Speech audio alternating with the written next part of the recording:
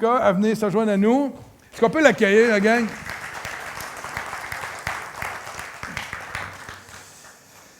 Et puis, je te laisse aller. Bonjour. Vous allez bien?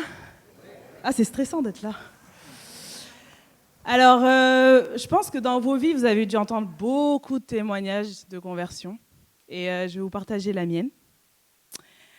Alors, je vais vous ramener avec moi 26 ans en arrière. Donc je suis née au Brésil, voilà, à Recife, dans le nord-est. Et j'ai grandi dans un contexte de violence. Donc, 2 parents alcooliques, on était 9 enfants. Et voilà, mon père frappait ma mère, c'était un contexte compliqué. Et à l'âge de 3 ans, j'ai été placée à l'orphelinat parce que c'était juste impossible à la maison. Donc la police est venue nous chercher et nous a mis à l'orphelinat. Et on est tombé sur un orphelinat qui s'est super bien occupé de nous. Un orphelinat qui a pris soin de nous, qui nous a aimés, qui nous a appris l'amour, tout ce qu'on n'a pas eu. Et de mes 3 ans et demi jusqu'à mes 7 ans, je suis restée à l'orphelinat avec mes frères. Et je ne sais pas si vous connaissez un petit peu l'adoption, mais quand on adopte des enfants, ça met énormément de temps. Il y a beaucoup de démarches à faire. Il y a des parents qui attendent des années, et qui parfois n'ont pas les enfants qu'ils ont demandés. Et nous, notre dossier d'adoption, parce qu'on a été adoptés, donc pas tous les 9, bien sûr, mais 3 enfants dans les 9, en moins d'1 an. C'est-à-dire en gros, le dossier, mes parents l'ont déposé en 2002, et on est arrivé en France, parce que je suis de la France. On est arrivé en décembre 2003 en France. Et si vous connaissez un petit peu le Brésil, il n'y a pas de neige. Et nous sommes arrivés en décembre 2003 dans un pays où il fait froid, il y a des montagnes, ça parle une autre langue, un changement de culture radical dans ma vie. Donc on a été adoptés, on était contents, ça a été une bénédiction. Au Brésil, il faut savoir que c'est un pays catholique, donc on parle de Dieu comme ça. Mais mes parents étaient chrétiens, on allait à l'église, c'était cool. En plus, moi, j'aime bien chanter. On chantait des beaux chants à l'église, j'étais content. Mais en fait, quand arrivait le moment du message, qu'on me dit « Ouais, Jésus, il est mort pour toi, il ne t'abandonnera jamais », je fais « Attends, ma mère, qui était là physiquement pour moi, normalement, m'a abandonnée. Mais toi, tu me parles d'un Dieu que je ne vois même pas et qui ne m'abandonne pas. Je ne comprenais pas. Ce n'était pas possible pour moi, cette histoire. Mais bon, on allait à l'église, on était contents, voilà.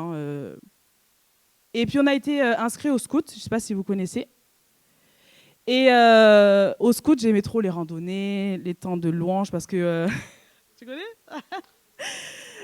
Voilà, on était contents. J'étais toujours contente des chants parce que j'aime chanter. Mais quand arrivait le moment où il parlait de Jésus, mon cœur, il se fermait. Oh, j'avais un cœur tellement dur. Et ce qui s'est passé, c'est que Dieu ne m'a pas laissé, en fait. Il ne m'a pas lâché. Il a amené des personnes dans mon chemin et il a continué à frapper à la porte de mon cœur. Et ce qui s'est passé, c'est que pendant... on appelle ça un cercle du feu, il y a du feu, et on est tous en cercle.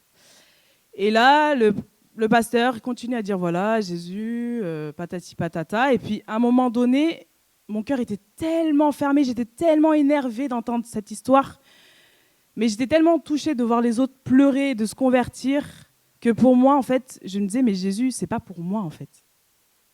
Et ce qui s'est passé, c'est que le pasteur, il m'a regardé droit dans les yeux et il m'a dit « Jésus est mort par amour pour toi ». Et cette phrase, je l'avais entendue mais des milliers de fois à l'église. Mais cette fois-ci, ça m'a transpercé le cœur. Donc ça a été le moment où je me suis convertie. Mais ça, c'est juste le commencement. Moi, on ne m'avait pas dit, on m'avait juste dit que la vie chrétienne, c'était une vie en rose. Mais on a oublié de me dire qu'il y avait des épines. On a oublié de me dire qu'il y avait des épreuves, en fait, et que c'était juste le commencement. Et vous connaissez l'adolescence, on est tous passés, il y a peut-être des ados ici. Mais la crise d'adolescence, tu vas à l'école. Moi, en tout cas, je jouais un personnage à l'école. C'est-à-dire, en gros, je faisais la bonne chrétienne à la maison. Puis à l'école, voilà. Hein. Je voulais impressionner les autres. Et je disais, mais pourquoi il y a un double jeu comme ça dans ta vie? C'est pas normal. Mais il y a un truc dont je vais parler ce matin, c'est de ma colère. De mes 13 ans jusqu'à mes 18, 19 ans, j'étais en colère. En colère, mais une colère, vous savez, qui amène même à la haine des autres. J'aimais pas les gens. Je voulais pas être aimée des gens. J'étais méchante avec les gens. J'étais blessante dans ce que je disais aux gens. Et je comprenais pas pourquoi je menais une vie comme ça. Et ce qui s'est passé, c'est que je suis allée à un événement où il y a un couple qui m'a offert un livre qui s'appelle « Le pardon, une puissance qui libère ». Je répète, « Le pardon, une puissance qui libère ». Juste le titre du livre, ça dit tout. Quand j'ai vu le titre de ce livre, vous savez ce que j'ai fait dans ma chambre parce qu'il m'avait envoyé par la poste. J'ai pris le livre, je l'ai jeté par la fenêtre et j'ai dit « c'est pas pour moi ». Mais quand j'ai vu mon attitude, j'ai fait « Rep, t'as un problème. Il y a un problème ». J'ai commencé à lire ce livre. J'ai commencé à comprendre le pardon de Jésus pour moi. Dans ce livre, c'est des humains qui écrivent, mais pour moi, c'était l'esprit derrière qui me parlait. En fait, la colère que j'avais envers les gens, c'était pas une colère contre les gens, en fait. Comme j'ai été abandonnée par mes parents, c'était contre mes parents que j'étais en colère. Et quand on est blessé, on blesse. Quand on est blessé, on parle mal aux gens. Quand on est blessé, on prend sur soi, on explose. Et j'étais cet ado-là. Et quand j'ai lu ce livre, j'ai compris que, en fait, Jésus, il est là, je lui demande pardon et il me fait grâce. Il n'est pas là à dire, ouais, de toute façon, après-demain, tu vas mentir, donc pourquoi je te fais grâce? Non, en fait, il me fait grâce. Et en fait, j'ai compris que je pouvais aussi faire grâce et pardonner mes parents. Et à ce moment-là, dans ma chambre, j'ai pardonné ma mère. J'ai pardonné mon père. Et dans ma famille, il y a eu des choses compliquées aussi. Et en fait, j'ai posé 3 questions à Dieu. Où est-ce que je dois demander pardon? Où est-ce que je dois pardonner? Et une 3e question, où est-ce que je dois me pardonner? C'est dangereux comme question à poser, parce qu'il y a une liste de personnes à qui j'ai dû demander pardon. Une liste de personnes à qui j'ai dû pardonner. Et des choses où j'ai dû me pardonner. Et ce matin, je veux juste vous inviter à juste vous poser cette question de, dans votre vie, où est-ce que vous voulez pardonner aux gens? Ou est-ce que vous devez demander pardon? Et est-ce qu'il y a des domaines où tu dois te pardonner? Je sais que le pardon, c'est un chemin très sensible. On a tous des histoires de vie compliquées. Mais le pardon est une puissance qui libère. Amen.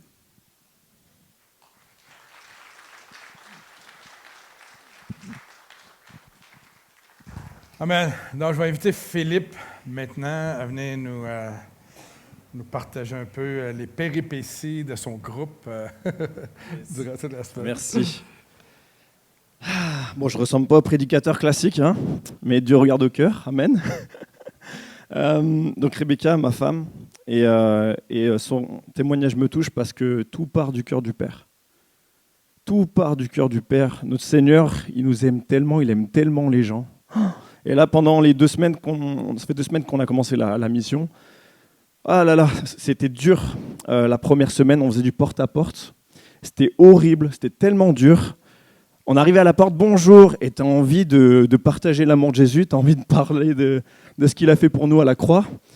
Et dès qu'il comprenait qu'il y avait une histoire de Jésus là-dedans, hop, ouais, non merci et tout. Et des fois, j'avais la personne qui ouvrait la porte, je voyais le visage de la personne, direct j'étais in love, j'avais envie de lui parler. Il a l'air, Dieu l'aime, et bim, la porte qui se ferme. Et à trop de moments, j'ai ressenti que le cœur de Dieu, il est tellement touché et il est tellement triste aussi de voir tous ces gens que Dieu aime, que Dieu appelle, et ces gens qui ferment la porte.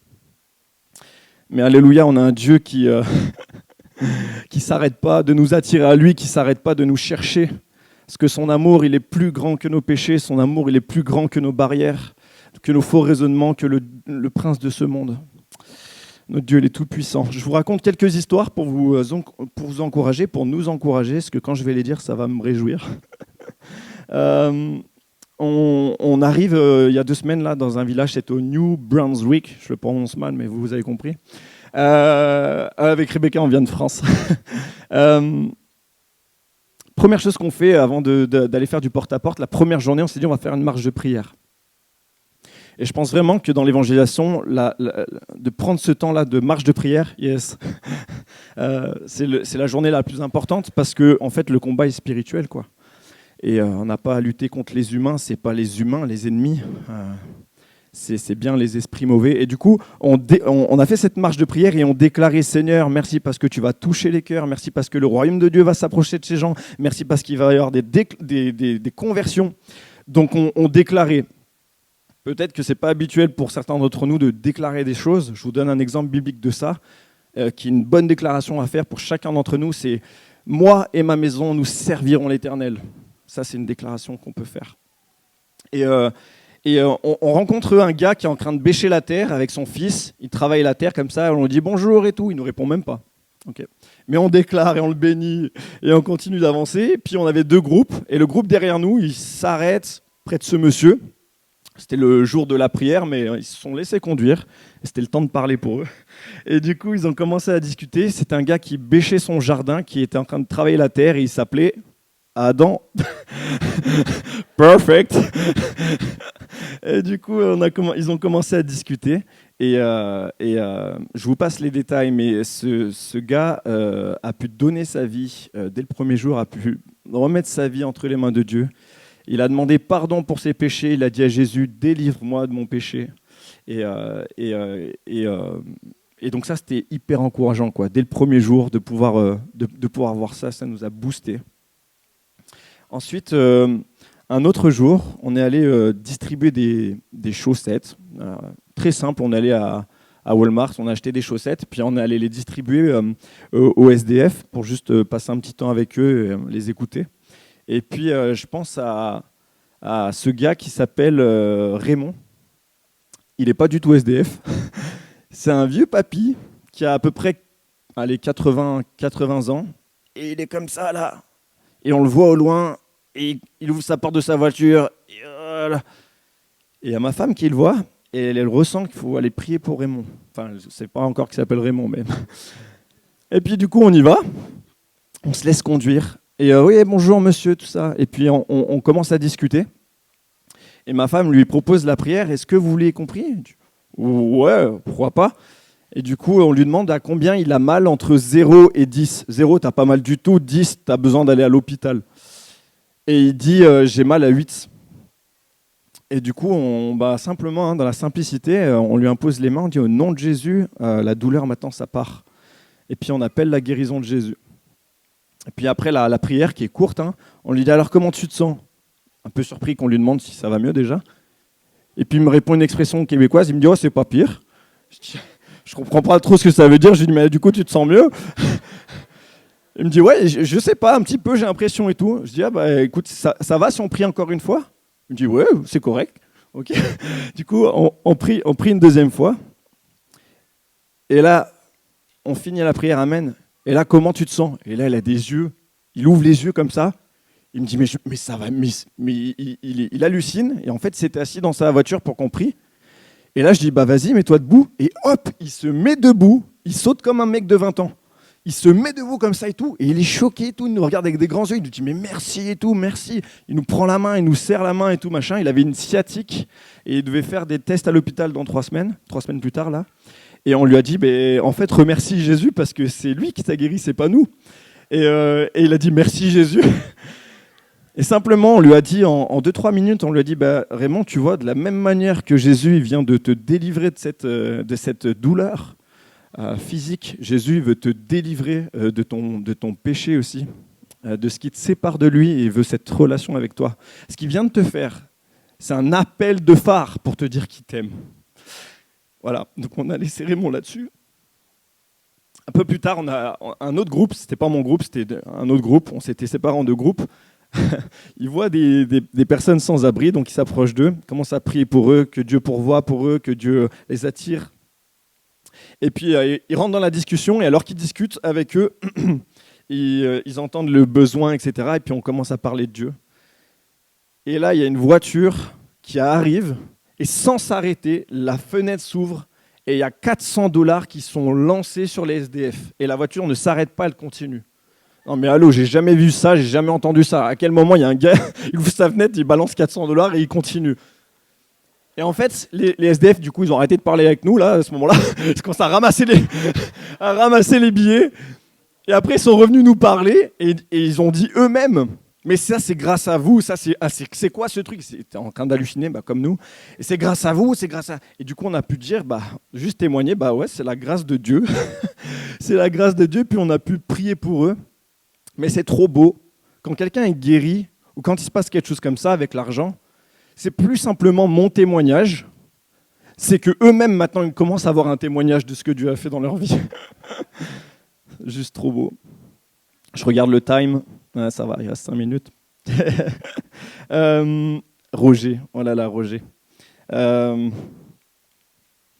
Roger, il était juste préparé par Dieu. Il y a des gens qui sont prêts, quoi. Il y a juste à aller, ils sont prêts. C'est incroyable. Roger, on est dans la voiture, on a le choix entre 2 parcs. Où est-ce qu'on va, Seigneur? Donc on se dit, on se prend un temps d'écoute. Alors on écoute Dieu, et puis au bout de 10 minutes, donc c'est assez long, parce qu'on n'était pas sûr, on a vraiment voulu écouter Dieu, on ressent que Dieu nous laisse le choix. Il fait ce qu'il veut, Dieu. Hein. Ok, donc au bout de 10 minutes, on sort de la voiture, et moi je ne comprends pas très bien pourquoi Dieu il nous a laissé dans la voiture pendant 10 minutes à réfléchir, Seigneur, tu nous veux dans ce parc ou dans ce parc? Et ça, c'était pas loin d'ici, là. Et puis, non, c'était encore à New Brunswick, ouais. On sort de la voiture, il y a un gars qui est là, à côté du coffre, à 1 mètre du coffre, Roger, et il est là avec son grand sourire, et il est arrêté, genre comme s'il nous attendait, là. Et il nous voit avec une enceinte, parce qu'on avait amené un speaker pour une enceinte pour... je parle pas de la femme, hein, je parle d'un truc pour faire de la musique, hein, qu'on soit bien clair. Pour aller faire de la lecture biblique de l'évangile de Jean dans un parc. Donc, il nous voit avec notre grosse enceinte, il nous dit hey, vous allez mettre du AC/DC, donc on commence à joke là-dessus, on commence à rigoler. Donc on rentre en contact avec lui, puis il voit qu'on a des Bibles. Il dit vous avez des Bibles et tout, machin. Et du coup, quelques secondes après, il a lui-même sa Bible avec lui. Et puis, on le perd. Il va faire... il trace son chemin. Et du coup, nous, on va dans le parc, on commence à lire l'évangile de Jésus-Christ selon Jean. Et là, il revient. Et là, il y a une sœur qui lui dit « Ah, mais viens écouter », il se pose, etc. Et je vous passe les détails, mais c'était marrant cette fois-là, parce que Dieu a utilisé toute l'équipe. Il y a absolument toute l'équipe qui a pu discuter un peu avec Raymond. Et après coup, quand on s'est raconté l'histoire les uns les autres de ce qu'on avait partagé avec lui, on a dit les mêmes choses, des choses similaires. Vraiment, Dieu a conduit. Raymond, il avait un paradoxe. Roger, ouais, pardon. Il y avait un R, j'étais pas loin, mais... Roger, le Seigneur, il sait. Roger, il avait un paradoxe, c'est que il nous parlait de son cœur brisé. Il a vraiment pris cette expression avant même que je la dise. Donc cœur brisé, moi tout de suite je pense à Luc 4 avec le ministère de Jésus, il est venu guérir les cœurs brisés. Et il nous dit ouais j'ai le cœur brisé et tout machin. Et en même temps le paradoxe c'est qu'il disait j'ai le cœur brisé, j'ai envie de guérir. Mais en même temps il disait ouais mon ex-femme, je veux qu'elle aille en enfer. Ouais c'était hard. Et ouais c'était hard. Mais et du coup on a pu lui expliquer le paradoxe que en fait Jésus veut guérir son cœur brisé, mais ça va passer par accepter son pardon pour ses péchés, et c'est ça qui va l'aider à pardonner ensuite les gens qui l'ont fait du mal comme son ex, et ça va faire partie du processus qui va aussi guérir son cœur brisé. Raymond finit la discussion. Je ne sais pas si ça vous est déjà arrivé, je suis sûr. Vous discutez avec quelqu'un, c'était bien, c'était cool, c'était un bon moment. C'est fini la discussion, mais tu sens qu'il faut aller plus loin. Tu sens qu'il faut aller plus loin là. Mais la discussion se finit et heureusement, il y a le leader de mon groupe qui m'a encouragé, m'a dit alors, est-ce qu'il veut lâcher des choses dans sa vie, est-ce qu'il veut se repentir? Ah, je ne suis pas allé autant loin dans la discussion avec lui. Tu lui as demandé? Non. Mais par contre, je sens qu'il faut qu'on aille plus loin. Donc, il me dit, viens, on écoute Dieu. Et puis, ouais, conviction qu'il faut qu'on continue la discussion. Donc, pendant qu'une jeune fille de notre équipe était en train de lui parler, on retourne vers lui et on lui propose, on lui dit, est-ce que Roger, est-ce que tu aurais des choses que tu voudrais lâcher dans ta vie? Et en fait, Roger va donner sa vie à ce moment-là et il va demander pardon lui aussi pour la haine qu'il a entretenue, pour le non-pardon, et il va accepter le pardon pour Jésus. Et mon leader, il va lui dire Roger, est-ce que tu as chaud? Il va dire ouais, c'était un bon 11 heures là dans le parc. Et du coup, il lui a parlé du baptême. Et dans le parc, il y avait de l'eau avec des jeux d'eau d'enfants. Et dès qu'on a proposé le baptême à Roger, après qu'il a fait une prière avec nous de conversion pour se tourner vers Christ en se détournant de ses péchés, Roger, c'était automatique, il a dit « Yes, ah ouais, je vais me baptiser ». Et Roger, qui est vieux aussi, je sais pas, peut-être 70, j'en sais rien, mais qui est allé toute sa vie dans ce parc, parce qu'il habite à 5 minutes, qui connaît ce parc par cœur, il est chez lui, il connaît plein de gens. Roger, de tout son cœur, alors qu'il y a des gens et tout, il dit « Yes, je veux me baptiser ». Roger, viens avec nous au jeu d'eau. Roger, est-ce que tu veux, est-ce que tu reconnais que Jésus est Dieu? Yes. Est-ce que tu veux être délivré de ton péché grâce à Jésus, par sa grâce seule? Yes. Est-ce que tu veux le suivre tous les jours de ta vie? Yes. Sur cette confession de foi, nous te baptisons au nom du Père, du Fils et du Saint-Esprit. Et Roger a été baptisé. C'est beau, hein? C'est beau parce qu'en fait, c'est tellement simple. On est allé à Walmart acheter des chaussettes ou on allait juste prendre une enceinte et lire à voix haute. En fait, ça demande tellement peu, mais c'est beau de voir que quand on est dans la prière, parce qu'avant ça, il y a aussi des moments d'intimité, des moments de prière. Quand on est dépendant de Dieu, en fait, nous, on a juste à aller. C'est lui qui fait. Hein. Il fait tellement au-delà de ce qu'on peut penser. Il est tellement plus puissant qu'on ne le pense. Il y a tellement plus en Jésus. Allez, une dernière. J'ai eu l'aval. Je vous parlais de... on a fait quelque chose de spécial. Moi, dans mes églises, quand on évangélise, on prie ensemble, puis après, on part évangéliser. Mais là, Christian, cher frère, un des leaders, il nous a proposé une autre manière que je n'avais jamais fait. Il a dit, ce matin, on va faire une chasse au trésor. Je me suis dit, qu'est-ce qu'il me raconte, celui-là? Et en fait, c'était génial. Il a dit, on va écouter Dieu, on va demander à Dieu qu'il nous montre qui on va évangéliser. Donc on a écouté Dieu. Moi, d'un coup, boum, j'ai vu une rivière au milieu d'un village, au milieu de la ville. Il y en a d'autres qui ont reçu d'autres choses. Et du coup, le but, c'est pas simplement d'aller d'aller trouver le premier venu qu'on voit, comme on fait comme d'habitude, c'est d'aller chercher la personne que Dieu nous a montrée en révélation dans la prière. Et du coup, je vais vers la rivière avec un frère. On y va, et il n'y a personne. Et on tombe sur un gars au milieu de la rivière, c'est-à-dire au milieu du pont, qui est en train de se déshabiller. Ok. Là, il se déshabille et tout. Et là, je vois un soutien-gorge. Je dis, oula. Et oui, en fait, c'était une personne trans qui a choisi d'être une fille. Et du coup, on s'approche de lui. On rentre dans la discussion. La première phrase qu'il nous dit, il nous dit « Oh, l'eau, c'est la vie !» Je dis « Yes, toi, mon gars, yes, t'as compris une vérité. » Et ça, c'est super dans l'évangélisation. C'est enseigner quand on voit quelqu'un croire en mensonge, quand on l'écoute, parce que tout part de l'écoute, et quand on voit qu'elle croit un mensonge, de lui dire la vérité. Mais c'est juste aussi trop bien quand quelqu'un dit une vérité, de lui dire yes, tu sais quoi, Dieu est tellement d'accord avec ce que tu viens de dire. Et puis, au fil de la discussion, il s'appelle Jessica, et du coup, il fait trempette et tout, et puis Je vous passe les détails, mais il nous confie sa vie, on se pose, il nous confie sa vie, et il nous dit qu'à 18 ans, il a violé une fille. C'est horrible, hein, ouais. Et que quand il s'est rendu compte et tout, ben il a arrêté et tout, machin, mais que depuis ses 18 ans, il a ses remords, c'est le mot qu'il a utilisé, il a ce remords, et il est pas bien. On lui a parlé de Jésus, on a lu aussi le texte où Jésus dit « Celui qui vient à moi, je lui donnerai une eau vive et il n'aura plus jamais soif. » Et en fait, Jessica, qui s'appelle Mathieu, va donner sa vie aussi à Jésus. On va lui dire qu'il y a seulement le pardon de Jésus qui va le libérer de cette culpabilité, qui va le libérer de cette honte, qui va le libérer de ses remords. On va lui dire que Jésus, il a payé pour lui, que Jésus est mort pour lui, pour ses péchés. Et Matthieu, avant de le baptiser, on va lui réaffirmer son identité de gars. Et il n'était pas comme ça. Je suis allé sur son Facebook, après on s'est échangé les contacts pour qu'on puisse lui permettre de rejoindre une église. Je suis allé sur son Facebook, c'est le mec qui prêche, c'est bien, je suis heureuse d'être une femme, je suis fier, etc.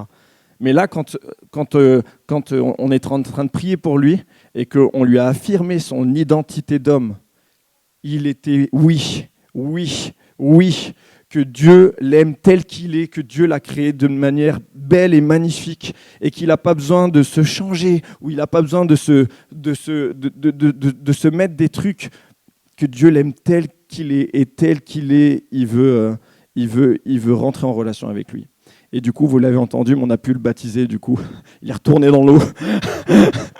C'était juste magnifique. Que Dieu nous bénisse et nous encourage par ces petits témoignages de ce qu'il a fait. Il y a plus en Jésus, tellement plus, mais tout part de l'intimité. Donc ma sœur, tout à l'heure, quand tu nous as parlé du lieu secret, amen, parce que tout part du cœur du Père. Amen. Merci beaucoup. Amen. Je trouve ça intéressant ce matin, à travers cette série-là où on est, qui parle de réveil, d'avoir des gens comme ça qui ont eu comme mission de partir de la France dans un pays où il fait froid. Je vous invite à revenir au mois de décembre. Vous allez voir c'est quoi le froid, là, mais bref. Je trouve ça intéressant d'entendre des témoignages. Pour moi, je me nourris de témoignages. J'aime entendre les témoignages des gens parce que ça me motive ma foi, ça fait grandir ma foi. Ça me permet de sortir de mon univers à moi, où ça me sort de mes habitudes. Et ce matin, le message que je vous apporte aujourd'hui, il était supposé être apporté plus tard, mais là, finalement, lorsque j'ai eu l'appel de Christian, je me suis dit non, ça va se faire ce matin, ce message-là. Et j'espère que vous allez saisir un peu ce que Dieu veut vous appeler, vous les croyants et ceux qui sont peut-être pas croyants encore, ou vous ne croyez pas en Jésus-Christ comme vos sauveurs. J'espère ce matin que vous allez être touchés. Si je vais vous poser quelques questions en rafale, on va faire ça rapidement. Si je vous pose quelques questions, qui ici ce matin pourrait me montrer à faire du pain? Y a-t-il d'autres gens ici qui sont capables de faire du pain? Amen. Donc, si je voudrais faire du pain, moi qui ne sais pas comment, je sais approximativement, mais ça se peut qu'il ne lève pas le mien. Ça se peut ça reste comme une belle roche dans le fond du chaudron. Amen. Je peux aller vous voir, right? Vous me donnez la permission? OK. Ou bien non, vous pouvez m'en faire, mais je vais aller vous voir. Qui ici ce matin pourrait me montrer comment faire un changement d'huile? Ah, il fait du pain, il fait des changements d'huile. C'est un vrai homme à marier, celui-là. Hein? OK, il y en a d'autres ici. Rebecca aussi. Il y a des gens ici. Il y a Jean-Olivier, je suppose qu'il doit être à quelque part. Je suis sûr que Jean-Olivier, je pourrais lui demander comment faire un changement d'huile. Puis il me dirait, oui, Jonathan, es-tu capable? Ou faut-tu demander à Jean-Olivier? Non? Ça va? OK.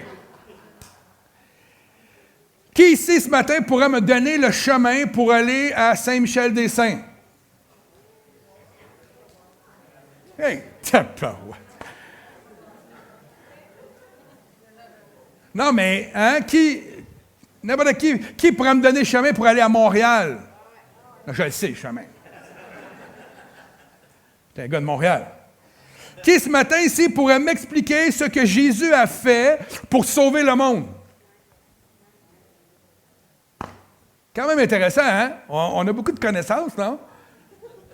Qui, ici, ce matin, pourrait me montrer le chemin pour que je puisse devenir chrétien? Jésus! C'est le chemin. C'est le nom du chemin. Non, mais qui ce matin pourrait me montrer ça? N'importe qui ici dans ce lieu qui a une vie, qui connaît Jésus-Christ d'un point de vue personnel, qui marche avec lui, pourrait me montrer comment devenir chrétien, comment suivre la route pour me conduire à Jésus, right? Tout dans la vie est une question de direction, ou si on veut, d'apprendre les choses. Tu viens au monde et tu passes les premières années de ta vie à recevoir des instructions de qui? Hein? De tes parents. Les fatigants, là, hein? Parce que c'est comme ça que je me sens, moi, des fois. Je me sens comme si j'étais fatigant. Pas quand ils ont 7, 8, 9, quand 12, 13, 14. Hein, on reçoit des instructions par nos professeurs à l'école, par nos grands-parents. Les grands-parents, vous faites-vous juste les gâter ou vous leur donnez aussi des instructions? Les gâter, hein? OK. Moi, c'est ce que je vais faire. Je vais pourrir mes petits-enfants pour que mes enfants aient de la misère comme moi, j'ai eu de la misère. En tout cas, c'est une autre affaire. Là, j'entends le monde dire, pasteur, ça, c'est de la vengeance, tu peux pas. Non, c'est vrai, vous avez raison. Donc, ils apprennent ces choses-là. Toute ta vie, tu reçois des directives de ton patron. Right? Qui a un patron ici, des boss au-dessus de eux, il y en a qui sont leur propre patron. Ça, mais il y en a un à la maison, un patron. Fait que tu n'es jamais le patron de rien. Amen? Mais à tous les jours, on reçoit des recommandations, des instructions de nos patrons, de ceux qui sont nos boss, là, en bon québécois français. Et c'est nécessaire pour qu'on puisse apprendre les choses, pour qu'on puisse faire les choses comme du monde. Donc, pour un enfant qui reçoit des instructions, qui est guidé tout au long de sa vie, c'est pour qu'il puisse devenir un adulte responsable, capable de fonctionner dans la vie, right? Et apprendre à vivre. C'est un peu l'objectif. Amen? Si tu es ici aujourd'hui et que tu as vécu ce que j'appelle un réveil spirituel, une révélation de qui est Jésus, et qu'il t'a appelé à le suivre et que tu as répondu oui à son appel, c'est parce que quelqu'un un jour a pris le temps de te parler de lui. Right? Souvenez-vous qui la première fois vous a parlé de Jésus? C'est arrivé à un moment donné. Ça se peut que ce soit enfant. Mon épouse, elle a dit que la première fois qu'elle a eu conscience que Jésus était le Sauveur, c'est en écoutant le film Jésus de Nazareth. Le vieux film Jésus de Nazareth, avec les beaux yeux bleus. Non, c'est celui dans la série, là. Anyway.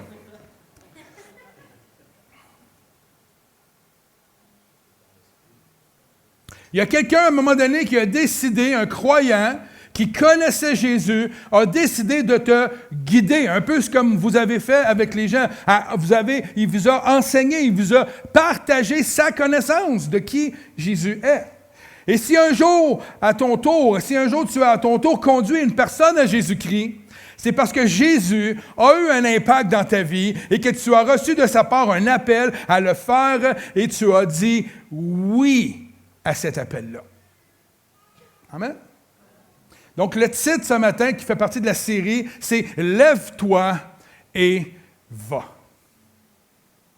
Lève-toi et va. Je le dis, c'est adressé à toute l'Assemblée ce matin. Lève-toi et va. Pas maintenant, OK, attendez après la réunion.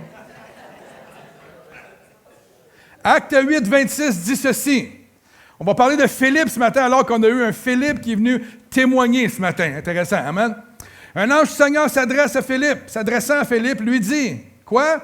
Lève-toi et va du côté du midi sur le chemin qui descend de Jérusalem à Gaza, celui qui est désert. Et qu'est-ce qu'il a fait? Lui, Philippe, il dit, il se leva et partit. Et voici un Éthiopien, un eunuque, ministre de Candace. On va reprendre ça. Ministre de Candace, reine d'Éthiopie. Candace, ce n'est pas C'est le nom, on appelait la reine-mère Candace. Amen. C'était le nom qu'elle avait, et ce nom-là, elle s'appelait, cette dame-là, Amanitor. Ah ben, hein? En tout cas, c'est un détail, moi j'aime les détails. Et il était le surintendant de tous ses trésors. Il était venu à Jérusalem pour adorer, s'en retournait, assis sur son char, et il lisait, c'est-à-dire le prophète Ésaïe. Au verset 29, l'Esprit dit à Philippe, « Avance et approche-toi de ce char. » Philippe, il allait bien tranquillement. Non. Philippe accourut et entendu l'Éthiopien qui lisait le prophète Ésaïe. Il lui dit, Philippe lui dit, « Comprends-tu ce que tu lis? » Il répondit, « Comment le pourrais-je si quelqu'un ne me guide pas? » Le mot « guide » ici, c'est quelqu'un ne me l'enseigne pas, quelqu'un ne me le révèle pas, quelqu'un ne me le dit pas. Amen. Comment je pourrais savoir, comprendre ce que je lis si je n'ai pas la révélation de ce qui est écrit? Et il invita Philippe à monter et à s'asseoir avec lui. Le passage de l'Écriture qu'il lisait était celui-ci. Il a été mené comme une brebis à la boucherie, et comme un agneau muet devant celui qui le tond, il n'a point ouvert la bouche. Dans son humiliation, son jugement a été levé, et sa postérité qui la dépeindra, car sa vie a été retranchée de la terre. Au verset 34, l'eunuque dit à Philippe, « Je te prie, de qui le prophète parle-t-il ainsi? Et est-ce de lui-même ou de quelqu'un d'autre? » Alors Philippe, ouvrant la bouche et commençant par ce passage, lui annonça la bonne nouvelle de Jésus. Amen. Comme ils continuaient leur chemin, ils rencontrèrent de l'eau, et l'eunuque dit, « Voici de l'eau, qu'est-ce qui m'empêche que je sois baptisé? » Philippe dit, « Si tu crois de tout ton cœur, cela est possible. » L'eunuque répondit, « Je crois que Jésus-Christ est le Fils de Dieu. » Il fit arrêter le char. Philippe et l'eunuque descendirent tous les deux dans l'eau, et Philippe baptisa l'eunuque. Quand ils furent sortis de l'eau, l'Esprit du Seigneur enleva Philippe. C'est ça qui est arrivé, Philippe? Tu es parti du Nouveau-Brunswick à Joliette? L'Esprit du Seigneur enleva Philippe et l'eunuque ne le vit plus, tandis que, joyeux, il poursuivait sa route. Philippe se trouva dans Azote, d'où il alla jusqu'à Césarée en évangélisant toutes les villes par lesquelles il passait. C'est un super beau texte. Beaucoup de choses à explorer dans ce texte-là. Et la question pour moi ce matin qui résonne en moi, c'est pourquoi pensez-vous que Philippe évangélisait toutes les villes par lesquelles il a passé? Comment ça se fait qu'on termine le texte en disant Philippe, toutes les villes à partir d'Azote jusqu'à Césarée, il a évangélisé tout le monde en passant? De toute évidence, la foi de Philippe avait été grandement fortifiée, impactée suite à la conversion de l'eunuque. Amen, de l'eunuque éthiopien. Imaginez le sentiment de Philippe après avoir répondu à l'appel du Seigneur. Dieu met sur sa route un homme qui a soif et veut connaître la personne dont le livre d'Ésaïe fait mention. Et c'est exactement ce que vous vivez, vous, comme équipe de mission. Vous avez reçu la mission de Dieu. Dieu vous envoie et Dieu met des gens sur votre route parce que Dieu, c'est comme ça. S'il t'appelle à quelque chose, c'est qu'il va pourvoir à tout ce qui va suivre. Amen? C'est Dieu. Dieu ne t'appellera pas à aller d'un endroit A à un endroit B sans pourvoir à tout en chemin. C'est-à-dire, va évangéliser et il va pourvoir à mettre des gens sur ta route. Amen? C'est comme ça. Ces gens-là ont parti, je ne savais pas que vous veniez de la France, je voyais que vous aviez un accent français, mais on a beaucoup de Français au Québec, donc je ne le savais pas, donc bienvenue au Québec. J'espère que vous n'allez pas être trop ébranlés par notre joual français, notre belle langue à nous qui est différente, même si elle est pareille, mais elle est différente à quelqu'un. Donc, c'est un peu ce que vous vivez, vous, de partir de votre patelin, de votre France où vous habitez pour venir au Québec évangéliser à partir de l'appel que Dieu a déposé en vous. Et qu'est-ce qui vous a motivé? Pourquoi vous continuez de le faire? Bien, c'est probablement parce qu'à chaque fois que vous ouvrez la boîte, que vos témoignages nous rend un peu ce que Philippe a vécu, c'est-à-dire La puissance de Dieu, voir Dieu agir, voir des vies transformées, nous pousse continuellement à aller de l'avant à tous les jours. Et c'est ce qui nourrit votre voyage. Et vous allez pouvoir retourner en France, mais vous n'allez pas vous arrêter là, probablement. Vous allez être tellement touché par tout ce qui s'est passé au Québec puis au Nouveau-Brunswick que vous allez retourner en feu pour le Seigneur. Amen? La réalité, frères et sœurs, est que les fruits de bénédiction que Philippe a récoltés a commencé pour Philippe le jour où il a dit oui à l'appel de Dieu. C'est important de comprendre. Il a dit oui. Au verset 26, il dit « Lève-toi et va ». Et que fait-il? Il se leva et il partit. Il a entendu l'appel de Jésus. Il a entendu l'appel de Dieu qui dit « Va ». Dieu a envoyé un ange pour lui révéler, lui dire « Maintenant, tu es prêt, va. Vas-y ». Hein, le Seigneur ne lui a pas donné un manuel d'opération, un manuel de comment évangéliser, comment conduire une personne à Jésus. Il l'a appelé et le Saint-Esprit lui donnera simplement une direction.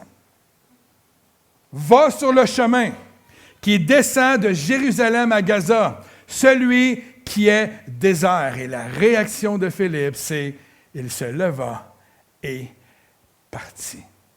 Il n'a pas dit « oui, mais comment je vais me rendre là? Oui, mais... » Non, il se leva et partit. Il a entendu la voix de Dieu, il a mis sa confiance et il s'est levé et il est parti. Avez-vous remarqué que le Saint-Esprit dit « le chemin qui est désert ». Il ne l'a pas appelé à aller devant de grandes foules, à un ministère international, dans un chemin désert, un chemin sec et aride où il semble n'y avoir rien de bon. Et Philippe va dire, il va pas dire, mais il se leva et il partit sans poser de questions. Ça, c'est avoir de la foi en son Seigneur. Et regardez ce qu'il rencontre sur sa route. Et voici un Éthiopien, un eunuque, ministre de Candace, reine d'Éthiopie et surintendant de tout. Il est le surintendant de tous ses trésors. C'est la mère supérieure du pays en Éthiopie. C'est la mère reine qu'on appelle. Et c'est lui qui est appelé à gérer tous ses avoirs, toute sa richesse, toute sa fortune. Donc, il était de retour assis sur son char. Ils étaient en train de lire le prophète. L'Esprit dit à Philippe, regardez encore comment Philippe réagit. Avance et approche-toi de ce char, approche-toi de cet Éthiopien. Qu'est-ce que Philippe dit? Qu'est-ce que Philippe fait? Philippe accouru. Encore une fois, Philippe n'a pas dit « ça, c'est un char de dignitaire » parce que ça devait être quand même quelque chose de différent d'une charrette avec un ouvrier ou une personne qui passait là normalement. C'est un dignitaire. C'est le gars qui gère tout. Donc, il devait avoir quelque chose. Et il entend ceci, il entend le Saint-Esprit lui dire « avance, approche-toi ». Et Philippe a couru. Donc, à chaque fois que Dieu appelait Philippe, Philippe répondait immédiatement. Pas, je vais prendre 2-3 jours, je vais prier pour ça, je vais attendre, je vais voir si Seigneur... Non, il répondait immédiatement. Et le fait d'avoir répondu immédiatement est très intéressant parce que ça lui a permis de se rendre proche du char et d'entendre l'Éthiopien en train de lire le texte d'Ésaïe. Moi, je l'imagine, s'il n'avait pas répondu dans l'immédiat à l'appel de Dieu, il n'aurait pas pu entendre cet homme en train de lire la parole. Right? Il aurait manqué le bateau, il aurait manqué le moment précis où il a pu lui répondre, comment comprends-tu ce que tu lis? Il aurait manqué ça. Mais c'est au contraire. Il est arrivé au bon moment parce qu'il a accouru, il a répondu et il a pu dire à l'eunuque, comprends-tu ce que tu lis? Que voyons-nous ici de la part de Philippe? L'audace de Philippe, la foi de Philippe. Il avait confiance en Dieu et au fait que Dieu ne l'avait pas envoyé sur une route juste par hasard. Personnellement, je pense que c'est pour tout le monde ici, je pense que quand on est croyant, on ne croit pas au hasard. On croit que lorsque Dieu nous dit « va là », c'est parce qu'il y a quelque chose là. Si Dieu a dit à nos frères et sœurs, vous descendez de l'Europe, vous partez de la France, vous venez au Québec, vous venez aussi en Amérique, c'est parce qu'il y a quelque chose pour eux. Ils ne sont pas venus ici pour rien. C'est intéressant de voir qu'au premier jour, Dieu a béni avec cet homme qui s'est converti. Adam, en plus de ça. Premier jour, Adam, en tout cas, faire le parallèle. Il n'était pas découragé d'être sur une route déserte, au contraire. Ses yeux étaient fixés sur l'appel de Dieu, sur ce que Dieu avait dit et non pas sur ce que lui connaissait de cette route. Mais en fait, ce n'est peut-être pas une route déserte finalement, mais une route qui était peut-être remplie de milliers de gens. Il a touché un individu, un Éthiopien, puis je vais vous l'expliquer un peu plus tard pourquoi je dis que oui, c'était une route déserte, oui, il y a un individu qui a été touché, mais peut-être que cela va produire du fruit après en Éthiopie. Amen. Il répondit, comment le pourrais-je? Amen. L'Éthiopien, quand il a posé la question, est-ce que tu comprends ce que tu lis? Il dit, comment je pourrais comprendre si quelqu'un ne me guide pas, si quelqu'un ne m'enseigne pas? Et il invita Philippe à monter et à s'asseoir avec lui. Le passage de l'Écriture qu'il lisait était celui-ci. Il a été mené comme une brebis, une boucherie, on connaît le texte, et sa prospérité qui la dépeindra, car sa vie a été retranchée sur la terre. Il parlait de Jésus. L'eunuque dit à Philippe, « Je te prie, de qui le prophète parle-t-il ainsi? Est-ce de lui-même ou de quelqu'un d'autre? » Alors Philippe ouvre la bouche en commençant par ce passage et lui annonça. Et c'est le même mot ici, mais là, vous ne voyez pas, mais c'est le même mot que guide. Il le dirigea, lui informa, lui enseigna. Est-ce de lui-même? Excusez-moi, la bonne nouvelle de Jésus. Verset 36, comme ils continuaient leur chemin, ils rencontrèrent de l'eau, l'eunuque, on l'a déjà lu le texte, et puis il a finalement baptisé l'eunuque. Comment se fait-il que l'Éthiopien savait à propos du baptême? Si vous remarquez, Philippe ne parle pas de baptême. Comment se fait-il que l'Éthiopien, pour moi c'est important dans le message, savait à propos du baptême? OK? Parce qu'il arrivait de Jérusalem. Et qu'il avait probablement entendu parler de ce qui s'était passé dans la chambre haute, parce que ça l'a bouleversé les gens à Jérusalem. Il était probablement dans l'entourage, peut-être, lorsque ces choses-là se sont arrivées. Il a peut-être été témoin ou il a peut-être entendu parler du message que Pierre avait amené à des inconvertis et que des milliers de gens étaient venus à la connaissance de Jésus-Christ parce qu'il avait prêché la parole. Il devait avoir vu de ses yeux des centaines et même peut-être des milliers de baptêmes. Hein? Parce que c'est ce qu'il faisait. Les gens étaient baptisés à l'extérieur dans les rivières. Ils n'ont pas des baptistères dans les églises. Il n'y avait pas encore d'église. Mais ils baptisaient les gens. Donc, il a probablement été témoin de la vie que les disciples avaient, une vie active, dirigée par le Saint-Esprit au milieu de Jérusalem. Parce que tout a commencé là. Ils avaient répondu à l'appel de Jésus de faire de toutes les nations des disciples en les baptisant au nom du Père, du Fils et du Saint-Esprit. C'est ça. L'Éthiopien a probablement été témoin de ce que Dieu faisait à travers la vie des autres croyants, des croyants qui étaient déjà là. Donc, les croyants faisaient ce qu'ils avaient à faire et des témoins de ça. Il y a toujours des témoins autour de nous qui nous regardent aller. Je vous le dis, là, qu'on fasse des choses ridicules ou qu'on fasse de bonnes choses, ils vont être témoins. Je me suis déjà fait dire, moi, j'avais dit une niaiserie pendant un dîner à la commission scolaire, puis il m'avait dit, t'étais pas un chrétien, toi? Oui. Ouais, mais c'était pas si pire, qu'est-ce que j'ai dit? Non, ça doit pas être dans la bouche d'un chrétien. Les gens nous observent. Je suis sûr qu'à tous les dimanches matins, quand vous partez à l'église avec votre Bible, dans votre téléphone maintenant, là, malheureusement, mais avant, quand on partait avec nos étuis, vous vous souvenez des gros étuis en cuir? Tout le monde savait où on s'en allait. Tout le monde savait qui on était. Quand ils découvraient c'était quoi l'étui mystère, ils finissaient par comprendre qu'on était des gens qui lisaient la Bible. Et qui finissaient par comprendre qu'on était des chrétiens. Et là, ils nous regardaient. Et si tu avais le malheur de perdre pendant 2-3 semaines, ça a-tu coupé? Pendant 2-3 semaines, tu pouvais te le faire dire. J'en ai eu des témoignages de ça. Donc, les gens nous observent beaucoup plus qu'on pense. Alors, si on est actif en tant que croyant, si on fait du porte-à-porte, si on va dans les parcs comme Roland puis Jocelyn qui vont du porte-à-porte, Roland qui va, tellement courageux cet homme-là, qui va dans le parc lire la parole de Dieu publiquement, il va même avec sa guitare chanter. Les gens voient les choses. Les gens entendent la parole de Dieu. Les gens vont être guidés à quelque part. Ils vont recevoir de la part de Dieu à quelque part.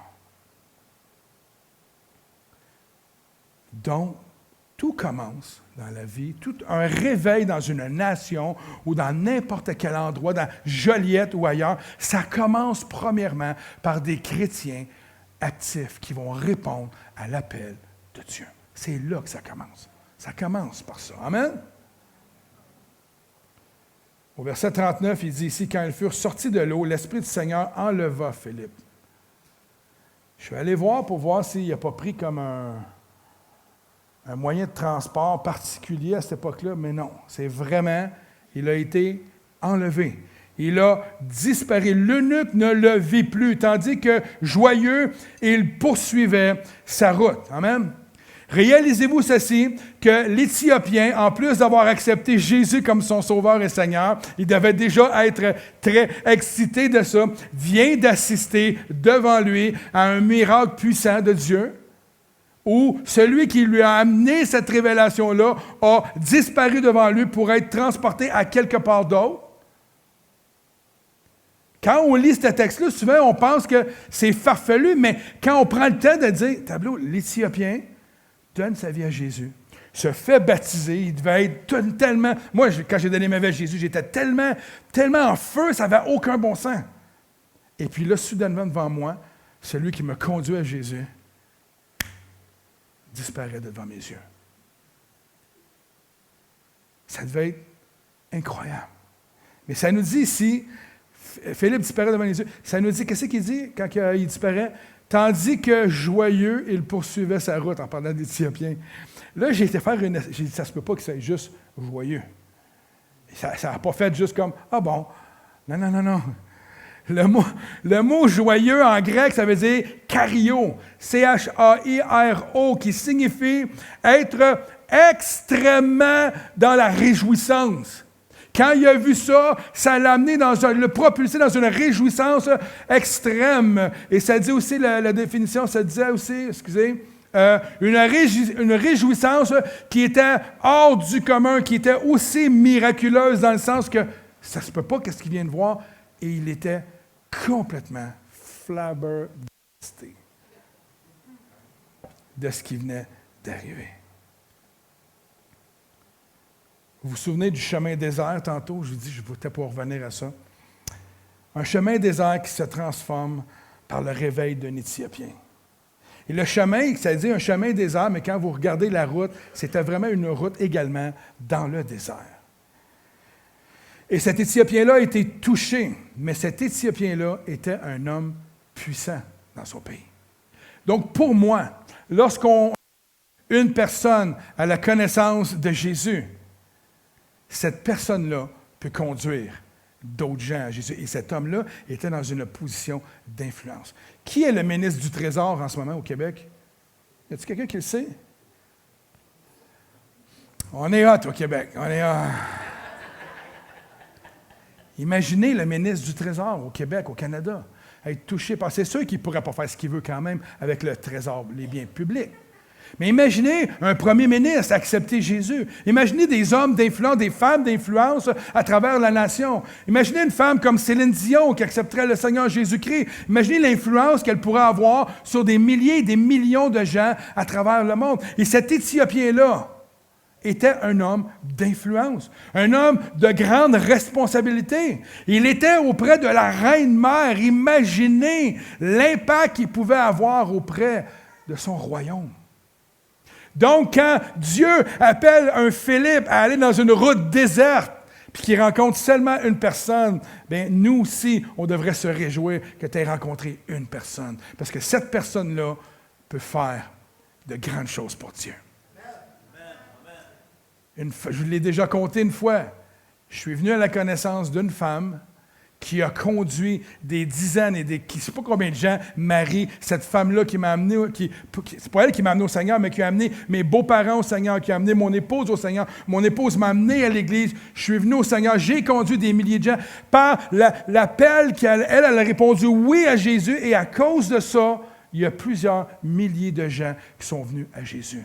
Imaginez l'impact de chacun d'entre nous si on répond oui, tout simplement, à l'appel de Dieu.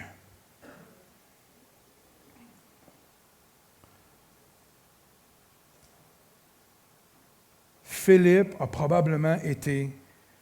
était probablement très en feu, très excité, très encouragé par l'épisode de l'Éthiopien.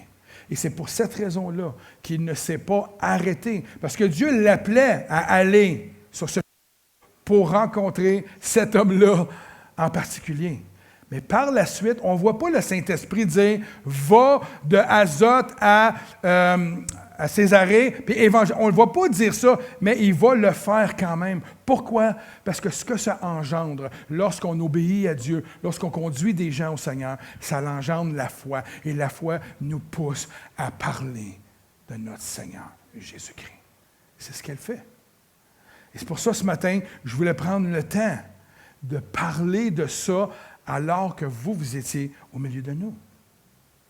Donc, dans le texte de ce matin, je vais demander aux musiciens de venir, je ne voulais pas avoir un message trop long ce matin, mais dans le texte qu'on a vu ce matin, le Seigneur appelle. Le Seigneur appelle chacun d'entre nous.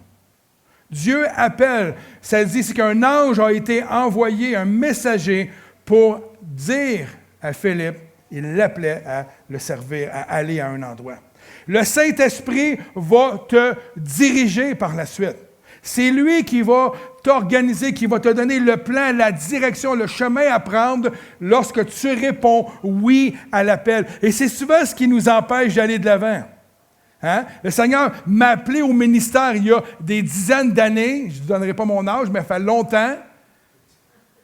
Et je ne savais pas du tout ce qui était pour arriver, mais je savais que Dieu m'appelait. Et à partir du moment où j'ai fait le pas de foi de répondre oui et d'aller de l'avant, le plan de Dieu s'est défini dans ma vie par la suite. C'est la même chose pour l'Église Emmanuel. Dieu avait dit, j'étais à l'église de campus, il avait dit, tu vas vivre une super belle chose au début du mois de janvier 2017. Je vais faire des belles grandes choses. Moi, je pensais que Dieu était pour faire de quoi d'extraordinaire au milieu de cette église-là. Puis au mois de janvier, fin janvier 2017, il m'a dit, non, je t'envoie ailleurs. Alors, j'ai dit, Seigneur, je ne peux pas aller ailleurs. On est bien ici, ça commence à bien aller. Non, on s'astine avec le Seigneur. Puis le Seigneur a dit, non, je t'envoie ailleurs. Mais j'ai dit, c'est où ailleurs? Rien dit. Et par la suite, le Seigneur nous a donné tranquillement. On a juste dit, OK, on y va. À partir du moment où on a dit oui, le lieu est arrivé. Les gens nous ont rencontrés. Et l'appel a fini par prendre place ici à l'Église Emmanuel. C'est comme ça que ça marche. Dieu cherche ceux qui vont répondre oui. Dieu, après ça, lorsque tu réponds oui, te donne la route. Amen.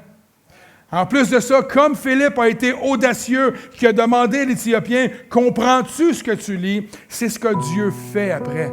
Lorsque tu dis oui à l'appel et que là, Dieu te donne la route, Dieu te donne l'audace et le plan pour faire quelque chose après. Amen. Le Saint-Esprit équipe. Et Philippe, par l'aide du Saint-Esprit, il va combler le besoin et la soif que cet homme-là, Éthiopien, avait en lui partageant le message de l'Évangile, tout simplement. Mais ça prend quelqu'un qui répond à l'appel. C'est simplement ça. Ça prend quelqu'un qui répond à l'appel. Moi, ce matin, je pense que si on veut voir cette belle région être impactée par l'Évangile, ça prend des gens qui répondent oui. On peut passer notre vie à prier. On peut passer notre vie à croire, à penser, à espérer un réveil. Mais ces personnes se lèvent pour aller. Ces personnes ouvrent la bouche pour témoigner, enseigner, guider les gens, il n'y a rien, malheureusement, qui va se passer. Amen? C'est une réalité.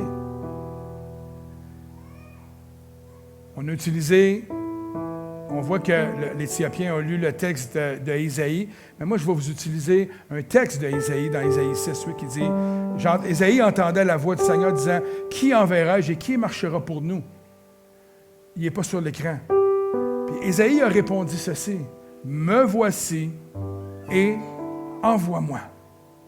Me voici et envoie-moi. » C'est ton verset, ça? Mais regardez bien ça. Le fait qu'Ésaïe a répondu à l'appel, qui est devenu après ça un prophète extraordinaire, qui a enseigné la parole, qui a corrigé le peuple d'Israël, qui a vécu pendant des années, vraiment dans des up and down, dans des hauts et dans des bas. Ce texte-là d'Ésaïe, où on a raconté son histoire parce que ça a été un prophète marquant, un Éthiopien a lu ce texte-là un jour. Puis un chrétien lui a raconté l'histoire de Jésus à travers ça. À travers l'histoire de l'Éthiopien maintenant et de Philippe, nous aujourd'hui, 2000 ans plus tard, on entend cette histoire-là qu'on se raconte et qui peut toucher le cœur des gens. Parce qu'un homme du nom d'Ésaïe a répondu, « Me voici, Seigneur. » Et on pourrait retourner à Moïse, on pourrait retourner à Noé. La réalité, la raison pourquoi nous sommes ici aujourd'hui et que nous pouvons perpétuer l'histoire de Jésus-Christ, c'est parce qu'il y en a eu avant nous qui l'ont fait, qui nous ont conduits, nous, à l'Évangile et qui fait que nous, un jour, on va conduire également des gens à l'Évangile. C'est la beauté de comment Dieu a décidé que le royaume fonctionnait. Jésus n'a pas dit, je vais vous envoyer des milliards et vous allez faire des vidéos extraordinaires. Vous allez convertir des gens à travers la technologie. Je vais vous donner tout l'argent du monde. Vous allez acheter le salut des gens. Non, non, non, non, non. Il n'a rien donné de ça. Il a dit, tu vas partir avec l'expérience que tu as avec moi. Ta relation que tu as avec moi. Et tu vas la partager aux gens qui t'environnent. Tu vas répondre à l'appel. Et à partir de là, on va bâtir le royaume de Dieu ensemble. Donc, ce n'est pas réservé à ceux qui ont de l'argent. Ce n'est pas réservé à ceux qui ont des habilités. Parce que certains diront, moi, je ne peux pas témoigner parce que je suis trop gêné. On ne sait pas l'eunuque s'il était gêné ou pas. On voit qu'il y a de l'audace, right? Mais l'audace vient de Dieu. Mais tu peux être gêné puis conduire quelqu'un quand même à Jésus-Christ.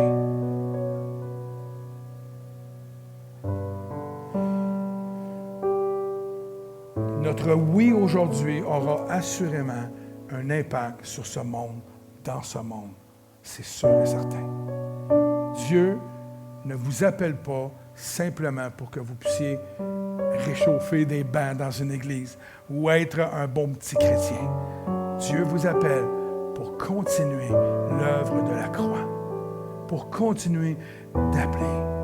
Le Seigneur t'appelle ce matin et te dit, lève-toi et va, car il marche devant toi. Ça, c'est la beauté de Dieu.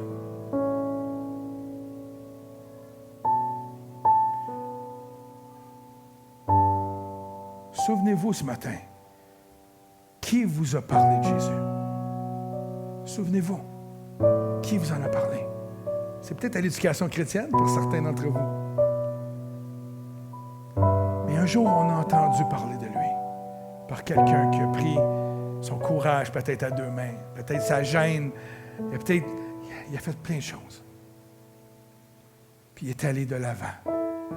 Puis tu as entendu parler. Je ne me souviens pas avec qui ce matin j'ai parlé, mais je pense que c'était avec Pierre. Des fois, on va semer. Et quelqu'un d'autre va passer après, puis il va continuer d'arroser ce qui avait été semé il y a 10 ans. Puis à un moment donné, une autre personne, un autre croyant plus tard, va arriver, il va simplement parler de Jésus à un individu. Puis là, cette personne-là veut faire acte de foi, veut aller de l'avant. Tu n'as rien fait. Mais des fois, il y a du travail en amont.